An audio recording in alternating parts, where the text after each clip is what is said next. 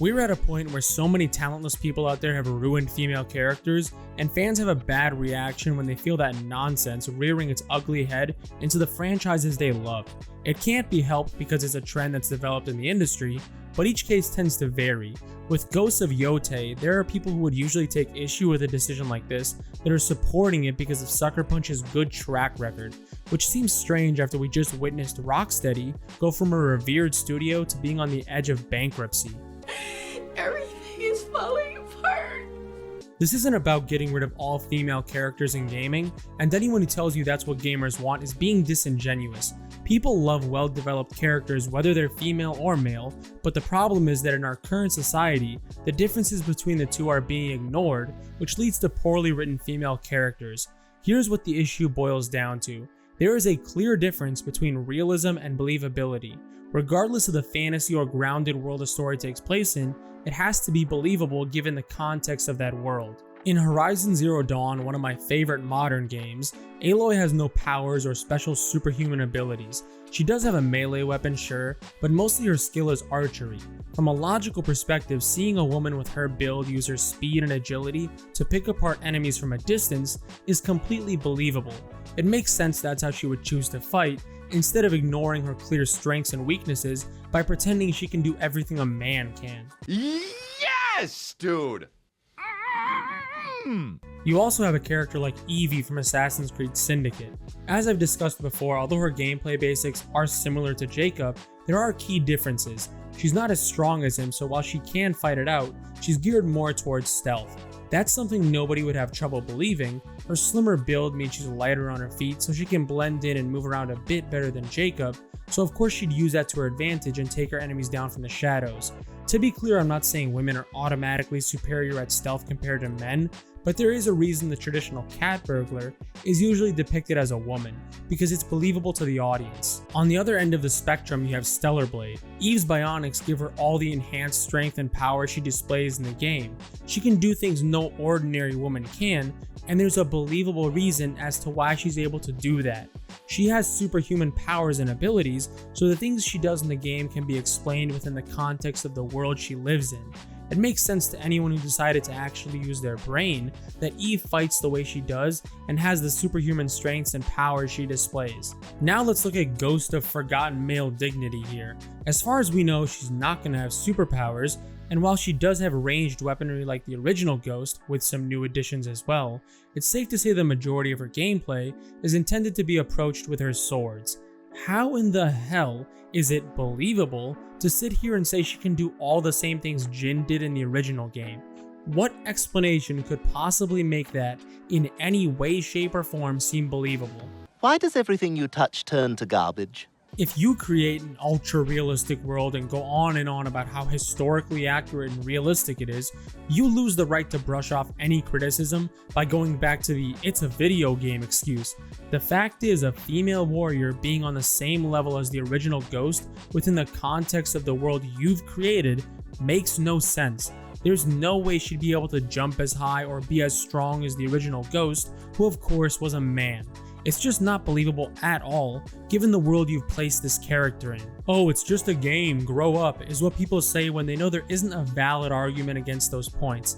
Some developers and storytellers decide to make their world believable, so they either have their female characters utilize skills and abilities that are based on the athletic abilities of women, or they give them a reason for being able to do the insane things they do, i.e. magic or bionics. Then you have lazy developers like this who don't do any of that and just expect you to eat it up anyways, hoping you give them some virtue signaling brownie points in the process.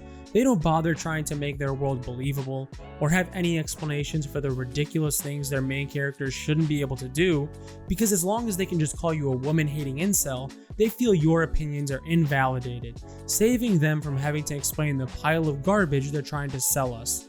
You're the worst kind of scum on the face of the earth. On a side note, there's also such thing as making a game too realistic by destroying what should be an escape from our world, and including modern day issues like politics, gender, and all the other BS that should have no place in games. You can make that kind of game if you want, but the market usually rejects that, like it did with Concord, Suicide Squad, Dustborn, and all the other games that failed over the last few years. Even in a fictional world that has rules which make it possible for characters to do crazy things they shouldn't be able to realistically pull off, if it's done in a sloppy, rushed, and poorly developed way that tells you the studio has no creativity but desperately wanted a strong female girl boss, most people see through the BS and the game fails. The trap a lot of people are falling into is one that on the surface seems to make sense. In an ideal world, you would look at who's involved in the game and see what they've done before. If it's a trustworthy studio, then great, you feel like the game has hope. But like I pointed out earlier, so many creatives and studios are jumping onto this progressive BS bandwagon after they've already built a reputable career for themselves. Whether it's Rocksteady with games or Bruce Timm with animation, their track record means nothing when they put out the kind of garbage you'd never expect from them. Whole bunch of functional idiots. A great example of a studio who constantly goes back and forth is Square Enix. As a whole, they have a lot of issues, and plenty of their games get sucked into the message. But after playing the first two parts of the Final Fantasy VII Remake, I can genuinely say that it seems the people working on that specific game understand female characters. This is a world of magic and fantasy, so their female characters are powerful in battle because they've mastered those abilities in their own ways. Tifa is a martial arts expert who is quick on her feet, and her agility gives her an edge over someone like Barrett to get more hits in during a given amount of time. But of course, in the context of one single punch, she's not nearly as physically strong as Barrett, because that's not what makes sense for her character. That's what makes Tifa seem believable within the context of that world. Aerith specializes heavily in magic, so while her health limits her ability to take on as much damage as Cloud does in battle, or to get in the enemy's face and inflict physical damage up close, from a distance she's the most powerful member of the team, since she can pick apart her enemies with extremely powerful spells. None of that is realistic, but it's believable given the context of the world they've created and the rules that exist within that world.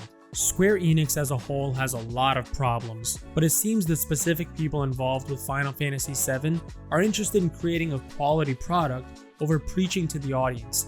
Does that mean I automatically trust that the third part of the remake won't be infused with an agenda? Absolutely not. And it's not their fault, but the fact is we live in a world where any studio or creative can pull a complete 180 and ruin their own project after being successful for years. So blind loyalty to a studio or creative team makes no sense anymore. I've talked enough about Rocksteady and their Suicide Squad mess, so instead let's look at another example of why I don't blindly trust studios anymore. Horizon Zero Dawn was one of my favorite modern games, as I said earlier, so in theory I should trust the studio to keep doing what made them successful. Instead, as we all saw with Forbidden West, they intentionally made Aloy uglier and threw her into some weird lesbian relationship, because obviously all strong female characters are lesbian. This is bullshit. They clearly started buying into the message after the success of their first game and implemented parts of it into their strategy going forward. While Forbidden West wasn't the worst game ever made, it was nowhere near as good as the first one because you could smell the agenda like it was a month-old rotting corpse in the apartment next door. Of course, I'm not the only one who sees it that way, and Demian was quick to take issue with this on Twitter, and as usual, he got bombarded with hate for it. I actually like Mighty Keef's videos. This guy can be funny at times, but this just makes me lose a lot of respect for him. If you were to respectfully tell me, hey Athletic Hero, I disagree with what you're saying. I like the idea behind Ghost of Yotei, and here's why. We might never agree with each other, but I won't insult you or berate you for having a different opinion than mine.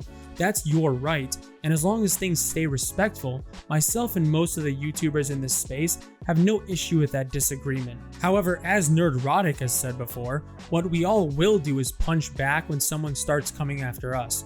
So if you start the conversation by being a dick or labeling someone an absolute loser, or claim they're one of those people, implying they're just an annoying nuisance that deserves to be ignored, then you're not trying to be respectful, therefore you don't deserve any respect back. You can go on and on about the whole eye for an eye thing, but the way I see it, if someone respects me, I respect them. If they're an asshole and come in with the intention to be disrespectful, then there's no reason for me to respect them. Go fuck yourself. Just look at these two tweets. One person is expressing their frustration about a game with logical points and an actual explanation for their opinion, and the other simply calls them a loser without even bothering to explain why they're wrong, most likely because they know that person is right and they lack the ability to craft a logical argument against that opinion. It's always much easier to insult someone and label them in a way that gets you those sweet virtue signaling points with the in crowd than it is to try and prove why you think they're wrong. If you're out there taking issue with people's opinions and getting mad they don't like a female samurai, ask yourself why nobody complains about Evie, Tifa, Aerith, Eve, or Aloy being too badass. Aloy had the whole uglification thing and sudden lesbian reveal going on in Forbidden West, but setting that aside for a second, ask yourself why nobody complains about them being overpowered girl bosses.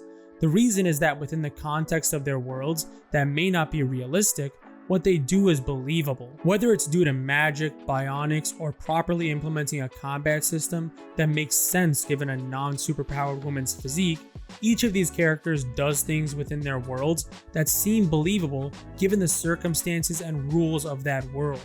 A female samurai in a hyper-realistic setting doing the same things Jin Sakai did isn't believable at all. When you decide to tip the scales towards realism, you need to adjust your characters accordingly. Smart developers and creatives do that, but the lazier and easier choice is to just ignore that balance and dismiss fan concerns as racist, sexist trolls who you'll eventually end up begging to give your game a chance.